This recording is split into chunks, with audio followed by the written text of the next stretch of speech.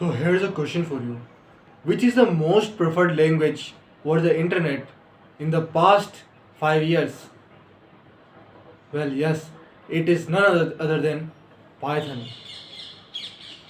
Today I am going to discuss what is Python, how is it important for us, and I will put it in contrast to other languages to help you understand that how is it better or worse than other languages in terms of other parameters. So around 20 to 25 years back, Guido Anderson, a programmer, tried to create a language that is developer friendly. So let me explain you what is developer friendly. Something that takes less time to build. For example, if you wish to build a function, a website or anything in a primitive language like maybe CPP or Java, then you will have to write this much amount of code. But if you wish to do the same thing using Python, then it is built in such a way that you can do it in this much amount of code. So if the amount of code is less, then the efforts taken by the developers to maintain that code base is also less. Putting that into present context, how is it relevant to you?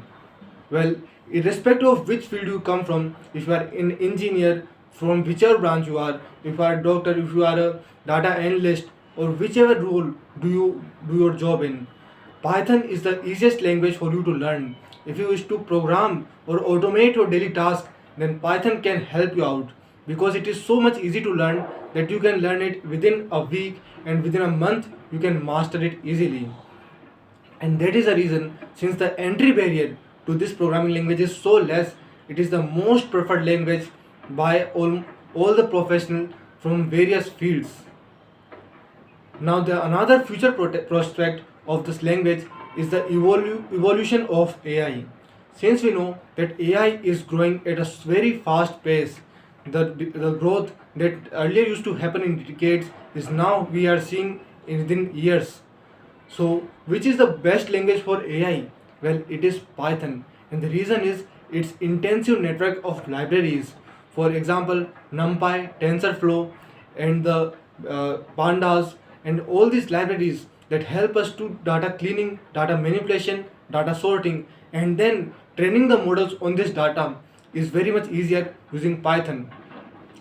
Over the time, it has seen that the researchers from MIT, Harvard, or Stanford, since they have to build a model, they try to do that using Python because it is very much easy to learn for them too. Python has also integration for the Gen AI libraries like LangChain that can help you integrate with the LLMs like ChatGPT, Gemini, Claude, and other free open source models available on Hugging Face. Well, then where does the Python lags behind? Well, Python is the slowest of all the famous languages. Since it is very much developer friendly, there is a graph in programming. The easier a language is to learn, the slower it is. So since Python is very much easy, it is also slow. But then why is it extensively used in AI? Well, because the backend of the libraries that are used in AI is written using C and C++. That is why it gives it an extra edge. So you can say that when using it for AI, the libraries are just a sugary coating over the libraries of C and C++. At the end of the day, we should remember that there is no perfect language. Different languages have evolved to to to grow in a specific field. So we should choose our language based on the field we are working in. For example, for web development, for front end, the best language presently is JavaScript. For back end, it can be either Python or Java or CPP. Similarly, for different tasks, different languages have evolved. If if there is one thing I want you to remember, then that is if you wish to start your coding journey, then you should start it with Python, because it is extremely easy. Thank you.